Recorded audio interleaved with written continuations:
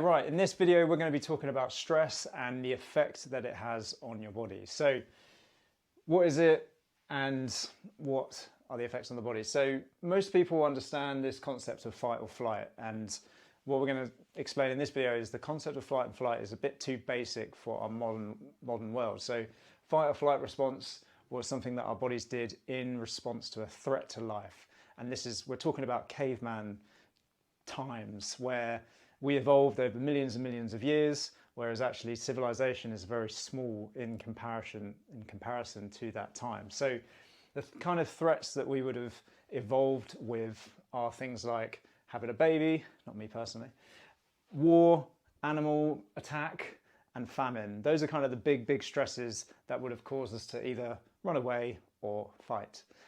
But in the real world, that doesn't particularly happen. So a better model for understanding stress is this model here. So on the left here, you've got the performance level that goes up, and then you have stress levels that go across. And the point of this is a little bit of stress is actually good. So we have a small amount, it's called hypostress, and then we have a moderate amount that's called eustress. So eustress is actually a good thing, and you can take some sort of stories of people who, why do they set records at big events or the Olympics? It's because their levels of stress have increased just a little bit more to the point where their performance level actually goes up. But there is a tipping point, having said that. So too much pressure, too much stress will actually cause you to come down and be in a state of distress or hyperstress. And that's what happens when people choke at big events and they can't get their words out, or they can't perform to the standard, or they forget how to play football or their sport. So that's a nicer model. And the point of this is that actually it doesn't matter what the stress is or whether it's related to work or anything like that, that model will apply to you. The ability to cope. So this is something that we learn on mental health first aid course, which is the stress container. So negative and positive stress is the same. It has the same effect in your container. Different people's containers are different sizes. Some things that stress me out might not stress you out. And the size of those things are different. So everything we do in a day takes up space in your container, from brushing your teeth to going into a work meeting or doing a presentation. Everything causes stress. And it fills up. And if you don't have a healthy way of emptying your stress container, then that's when you have a mental breakdown, or you get anxiety or depression, or something happens which then has an effect on your body as well. So positive things you can do: exercise, nutrition, eating well, things like that. And then negative things you can do, which maybe you can think of it as making your stress pot smaller, could be smoking, drinking, or some sort of self-destructive habit, which gives you a short-term stress relief, but in the long term doesn't really help you. And we all know that, but it's quite good to kind of visualize this going on in your head. Another thing that's good to look up is the Holmes and Ray scale. And that gives you an indication of what life events can have, what level of stress they can have on your body. And top of that scale is death of a spouse, is 100 points. And this actually can indicate whether or not you're going to get ill because of the amount of stress you've got in your life. So there's not much that comes above death of a spouse, but divorce is number 2 on the list as well. So it causes great amount of stress. It's going to fill up your stress container quickly, and there is going to be an effect on the body. The different types of stress is worth sort of understanding. So you've got small amounts or acute amounts, not necessarily small. It could be a big stressful event, but it only lasts a very small amount of time. It will pass, especially if you use the stress container, empty the pot. The only exception to that is things like PTSD, so military events, perhaps people reliving that same event over and over again, and then that becomes something chronic. And you need to, if you have something like that, you need to seek professional help to get that sorted out. Episodal stress, so periods of stress, maybe moving house or things you're worried about, usually things in the future that haven't happened yet. You get anxiety over, and that causes another level of stress. And then you've got chronic stress, so things that are lasting over a long period of time. 1 to 6 months could be an injury, and it's playing on your mind, it's filling up your stress container quickly, It's always there, and it has quite detrimental effects on the body. It can do. So if you do nothing to manage your body, there will be implications. Sorry, if you do nothing to manage your stress, there will be implications for your body. And that usually comes in the form of inflammation. So it actually causes inflammation in your body, in your cells. And then that can show up in a multitude of ways.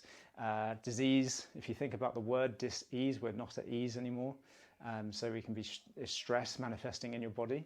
And there's plenty of studies to show this as well. It's not just a kind of, left of field thing anymore. It's quite obvious if you think of people who have heart attacks. Generally, they have unhealthy, stressful lifestyles. And in the past, we used to die from the stressor. So if we think back to that fight or flight thing, we might die from war or an animal attack or famine. But now we develop these lifestyle illnesses and we die from those instead. So I hope that helped you understand a bit more about stress and the effect on the body.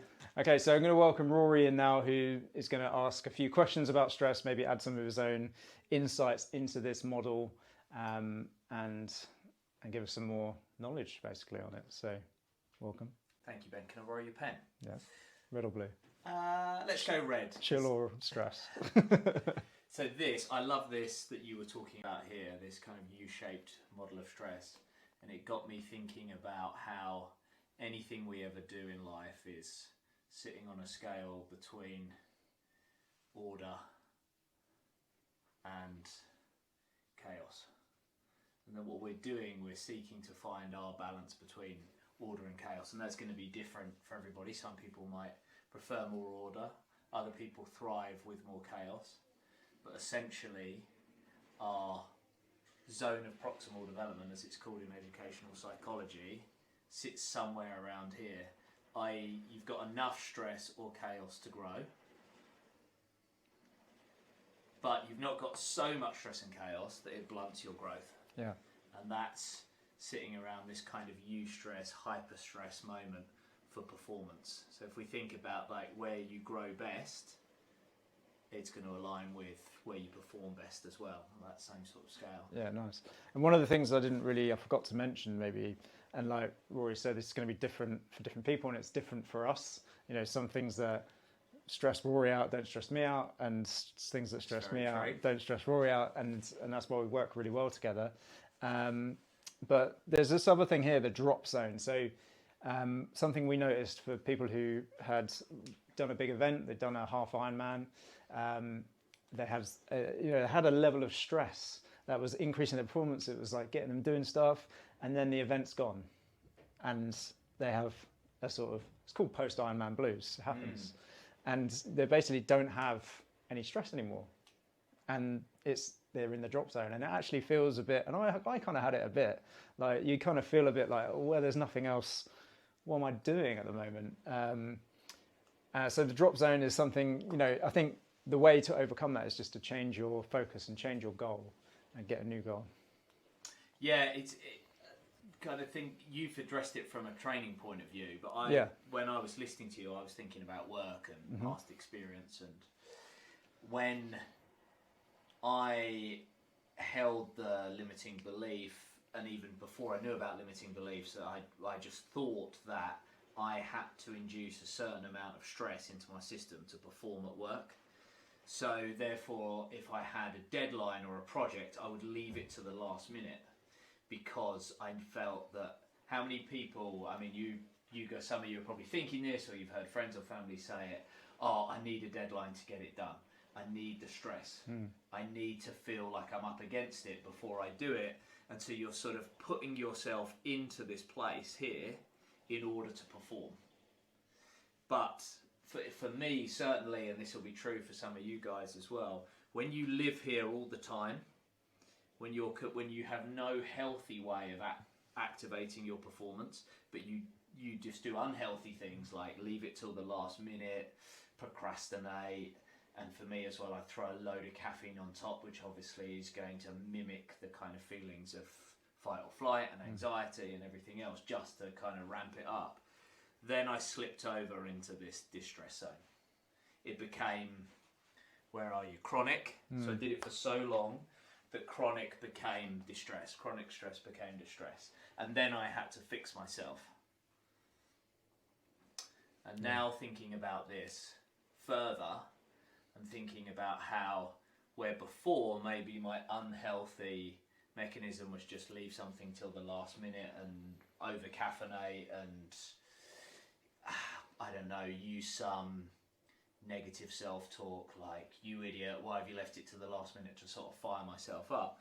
Maybe now I'll do something more positive, like think about, I don't do this very often, but think about eustress is like cold water exposure. It's like, it's what's called hormesis. It's this idea that stress is good for you. So if you got in the sea for 10 minutes, like Ben often does on a Tuesday morning, he's given himself eustress. But if he stayed in the sea for an hour without his wetsuit on, he's definitely in hyper stress. And if now he can't get back to the shore because he's exhausted, he's in de-stress. So that thing that is great for you for a little bit, over time becomes chronic and possibly really destructive. Just thinking about, just thinking about the differences between you and I. Yeah. I think what you're saying there about having that deadline, like, for me that would probably work and that probably would get me, but whereas you definitely like more structure, and yes, that's probably why it stresses you out more so. But I've made a conscious move to kind of put more order in my life. Yeah. Like I used to live up over here. Yeah. And I've tried to do that. And so it's self-protective now as well. Yeah. It's good. But yeah, just thinking about just doing a gym workout, you know, when you just come in and train, it's eustress, isn't it? You're putting your body under some stress. Yeah. Or even yesterday, I was going to make some calls and I put on a song which changed my psychology because it made me feel excited, and excitement and stress have very similar response within the body, and it just gave me that little amount of eustress to pick up the phone and pick up the phone and then pick up the phone. What about, we mentioned training and overtraining earlier and using the heart rate monitors to kind of make sure we don't go into that? Yes. How it's because you've kind of got into that Morpheus training and well, if we're down here with like Morpheus as well. Morpheus is a way of measuring your heart rate variability, which is an indicator of your stress recovery levels, and it's a cool thing that we can use in the gym to actually see the level that you're going to train at that day to get you into that eustress rather than actually distress. Translates like perfectly to this. Yeah, it does actually. So this is recovery, Morpheus, the blue zone. So this is where you're doing something, but you're not necessarily you're not really stress testing your physical system that much, and there's not the kind of overload, or not actually, progressive overload is a terrible phrase to use in this context, isn't it? 'Cause the idea of overloading. But we're not like forcing a progression with the body. And this is the same here. So we're in hypo, we're low. Spend the vast majority of your training session there, but then spend a third of it to a quarter of it in this green zone, which is conditioning. So this is where your heart rate is now elevated to a certain point. So you're in eustress, possibly hyper stress, maybe going to the borderline between those two things there. And then when you're red zoning, you're in overload. And that's the level of stress that you're putting yourself under through that workout isn't sustainable for more than seconds, maximum minutes. And that if you were to continue to do that, the de-stress you would experience would be fatigue, injury, to the point where you then can't train and recover for the next day or the day after. And what we've noticed is with a lot of the members, a lot of our clients and members who have started using Morpheus and heart rate training systems, often we're telling them to actually chill out a bit because they're not recovered enough to be able to push themselves into that red zone. So they don't have that ability to push themselves to that level because they didn't sleep well enough and their recovery is not high. And Ben will know this, just from talking to hundreds of people and about their health and their well-being, that's a type. Like if you live there in your exercise regime, you live there in your life, you live there in your work, right? I mean, we meet lots and lots of people who they feel that their learnt behaviour is that's where they operate best. But actually, they're destroying themselves, they're burning themselves out. So they come in, their life's a million miles an hour, kids, business, parents, dust, multiple businesses, this, that and the other, right? And then they want to come in and thrash themselves through a workout in the red zone as well. Because their learnt behaviour is that feeling of anxiety, those stress hormones that we talked about up here, that's perfectly normal. And that if they don't feel like that, something's wrong. And that's because they've been in this chronic space for so long. And then exercise becomes something that it's not emptying your stress pot. It's actually adding another stress in there. So sometimes you don't need to push it. You don't need to be doing like the hardest workout every time. And it's something that we've definitely done. Both of us have done this before. Hell yeah. You know, you think you need to come in because especially prior, you know, the way of the fitness industry, it's been like burning calories. So you want to burn as many calories in this hour as possible. That's not the way to train because it's going to be a stress. Exercise should be a way of releasing this stress. The thing that is causing inflammation and problems in the body is stress, not necessarily just being overweight. It's stress. Yes. And we want to release that stress. And also mental health, you know, and all that as well. So I think I talked about it, but the negative stress and positive, you know, events can have take up the same space.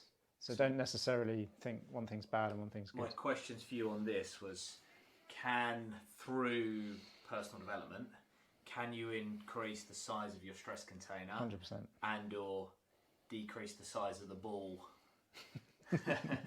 Can you make your stress ball smaller? Can you decrease the size of your balls? Can you make your stress hole larger? Yeah. Can you make your stress ball smaller? I think there's doctors out there who can help with the ball situation. But yeah, I think it's about your mental resilience, essentially. And that's what this whole thing's about, your resilience, your well-being resilience. And yes, is the answer through things like cold water exposure, like teaching your body that I'm going to go into this stress and it's going to be okay, and then you can deal with it better next time. It's like the more reps you do, you know, the easier it becomes. The more times, you know, you enter a stressful situation, the easier it becomes. If like there'd be times in the army, like if you suddenly went into my role in the military, you'd be fucking stressed because you wouldn't have known how to deal with it. Whereas, and it would be the same if I went into a role that you had in trading, I'd be stressed, whereas you'd be like, you know, I'm fine with that because you're exposed to it. Or like an ambulance driver, and they see a terrible car accident, they know what to do. That doesn't cause them as much stress because they're able to deal with it, whereas Joe Public would be potentially traumatized. There is the idea of, obviously, I had been trained to deal with my scenario, you'd been trained to deal with your scenario, the ambulance driver's trained to deal with their scenario. So the kind of implication is then you can train yourself to deal with these scenarios. Yes, there's answer is two things, isn't it? It's exposure to the scenario, but then in answer to your question was, can you control the size of the box through personal development? Your ability to deal with stress can change if you do things like journaling, exercise, cold water exposure, all sorts of things. And this doesn't have to be, and if you're there thinking, well, I've got no time to exercise and I don't feel like it when I'm stressed, or cold water exposure, don't live by the sea, that takes time, I'm in the moment, and journaling, I'll forget about it, I'm in, you know, a traffic jam or whatever, then you can do something like, again, I'm writing so much on this, I think I'm going to need a different colour pen. But essentially what this is with chaos as well, in terms of your nervous system, this is like the sympathetic nervous system, which isn't sympathetic to you at all. Sympathetic, which is when you are running that fight and flight response, and this end is parasympathetic. Let's just put para S for speed. But something simple here, like to turn that tap on, would be to just do 10 breaths of like 2-4 breathing. So you breathe in over a 2 count, you breathe out over a 4 count. It'll activate your vagus nerve and it will start shifting you from sympathetic, i.e. stressed out, into parasympathetic. So something as simple as that you can do over 10 breaths starts to open that tap. And obviously, as we've said, if you do that multiple times, it becomes a much more effective tool. And this is something that we used to do a bit more naturally. We didn't think, oh, I'm going to breathe in over 2, breathe out 4, but we used to have a lot more micro rest in our lives. Like when you were stood in a supermarket before the invention of the smartphone, mobile phone, you would just stare into space. When you were waiting for a bus, you just stare into space.